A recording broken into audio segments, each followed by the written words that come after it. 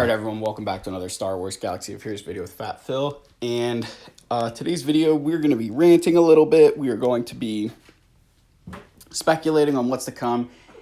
And I'm going to be giving you guys some advice on how to react to the news we got today that we are going to be needing 3 fleets on defense in Grand Arena next season.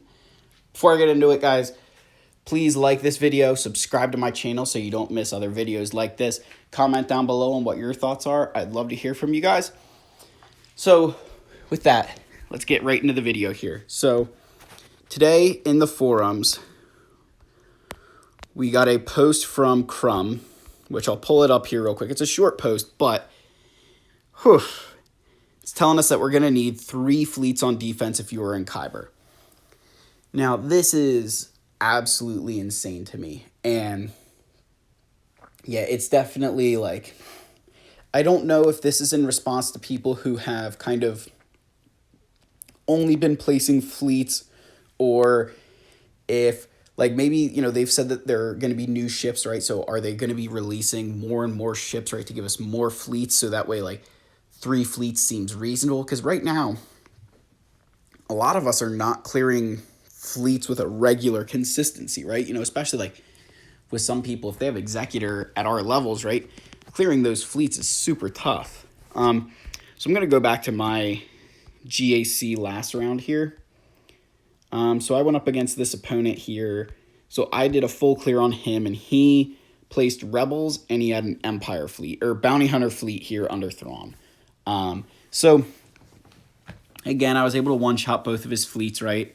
But then on, you know, myself, I placed my Thrawn fleet, right, which isn't a really good fleet yet, and then my Executor.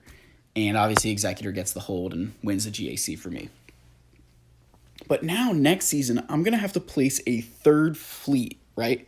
So, like, to look at this from my opponent's perspective, he doesn't have Executor, right? So he's already at a huge disadvantage when it comes to ships. But now he's got to place a whole additional fleet. And it just kind of eats away at those opportunities to have a cleanup for Executor, right? And so I'm looking at this as, if you have Executor, you're at already we're at an advantage, and now it's exacerbated, right? Because you're going to have an even greater advantage that, like, I could theoretically know that if my opponent doesn't have Executor, I'm going to place 2 garbage fleets in this zone with my Executor, and I'm going to go full clear their fleets, right? I mean, that's the situation that you're in here. Again, like, that applies now, but not so much where you could have chances of like double tapping their Executor, right? Where now with needing more fleets on defense, it's taking away those opportunities to, you know, hit the Executor multiple times. So, kind of moving out of the vent area there, right? That how crazy it is that we need 3 fleets on defense with the amount of ships we have. Where should you go from here? Where do I think the game's heading? So we did just get the, where is it at here? It's probably at the bottom. We did just get the TIE Interceptor as a conquest ship, right? So obviously we have this ship now. It's, you know, in the game. I haven't really leveled it up yet. I'm just using it for its bonus to reduce my Empire fleet by cooldown by 1. But, you know, it's there, right?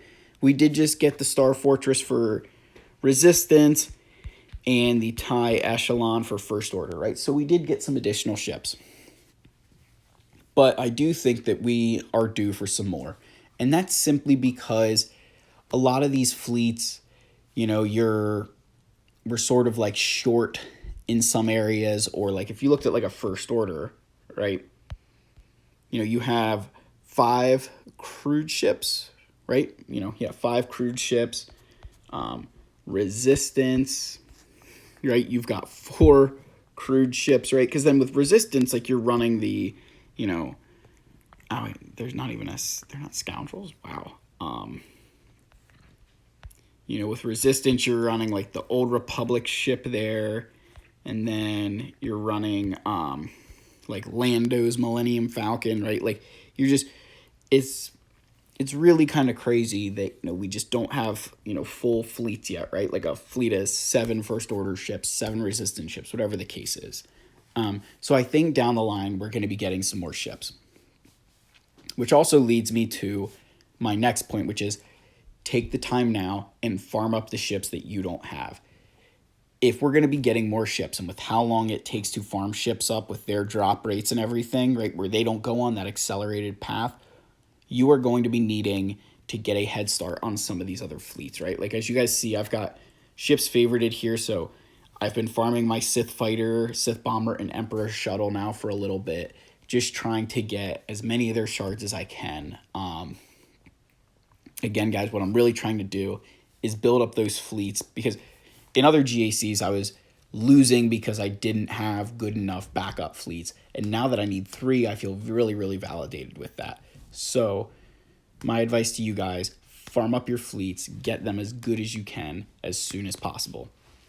And then, my other advice is going to be that, when new ships are coming into the game or when you see new things coming, take them seriously, like this TIE Interceptor, whether there's a new capital ship coming, like I would take those seriously. I would work towards them, because as you're seeing with Executor right now, it is the deciding factor in, I would say, the majority of GACs right now, is that Executor is deciding them more often than Galactic Legends are.